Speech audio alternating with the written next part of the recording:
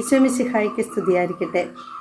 കത്തോലിക്ക സഭയുടെ മതബോധന ഗ്രന്ഥം 2518 ഖണ്ഡികയിൽ നാം ഇങ്ങനെ അറിയുന്നു: ബുദ്ധിയെയും മനസ്സിനെയും ദൈവത്തിൻ്റെ വിശുദ്ധിയുടെ ആവശ്യപ്പെടലുകളോട് പൊരുത്തപ്പെടുത്തുന്നവരെയാണ് ഹൃദയശുദ്ധിയുള്ളവർ എന്ന് സൂചിപ്പിക്കുന്നത്.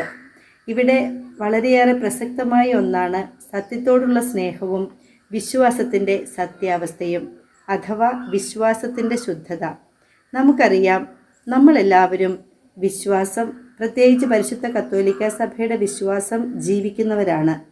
നമ്മുടെ വിശ്വാസത്തിൻ്റെ ശുദ്ധത എത്രമാത്രം അത്യാവശ്യമായിരിക്കുന്നുവെന്ന് പൗലോസ്ലീഹ പറഞ്ഞ വചനം നമ്മെ ഓർമ്മപ്പെടുത്തുന്നു.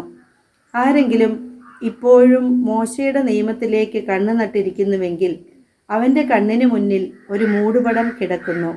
എന്നാൽ ക്രിസ്തുവിലേക്ക് തിരിയുമ്പോഴാകട്ടെ ആ മൂടുപടം നീക്കപ്പെടുന്നു. എന്ന് പറഞ്ഞാൽ, നമ്മൾ ഒരു നെറ്റിട്ടിട്ട് അപ്പുറം നിൽക്കുന്ന ഒരു വ്യക്തിയെ നോക്കിയാൽ നമുക്ക് ഏതാണ്ട് അവ്യക്തതയിൽ അദ്ദേഹത്തെ കാണാം. എന്നാൽ വ്യക്തമായി അറിയാൻ കഴിയുന്നില്ല. കാണുന്നത് അദ്ദേഹത്തെ തന്നെയാണ്, എന്നാൽ വ്യക്തതയില്ല. ഇതുപോലെ തന്നെയാണ് പരിശുദ്ധ ത്രിത്വത്തെ നമ്മൾ സമീപിക്കുമ്പോൾ.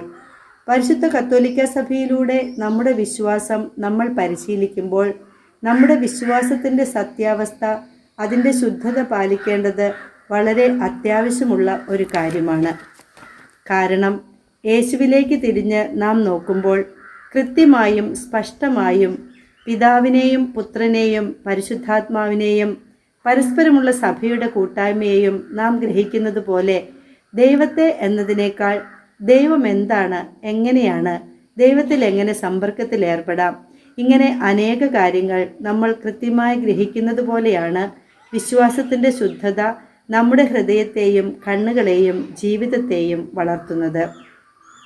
ഈശോയിൽ ഏറ്റവും പ്രിയപ്പെട്ടവരെ, നമ്മൾ ഈ നോമ്പുകാലത്ത് നമ്മുടെ സമർപ്പണത്തിൻ്റെയും പരിത്യാഗത്തിൻ്റെയും ഒക്കെ പാതയിൽ യാത്ര ചെയ്യുമ്പോൾ വിശ്വാസത്തിൻ്റെ ശുദ്ധത നിത്യജീവന് ഏറ്റവും അത്യാവശ്യമുള്ള ഒന്നാണെന്ന് നാം എല്ലാവരും ഗ്രഹിച്ചിരിക്കണം.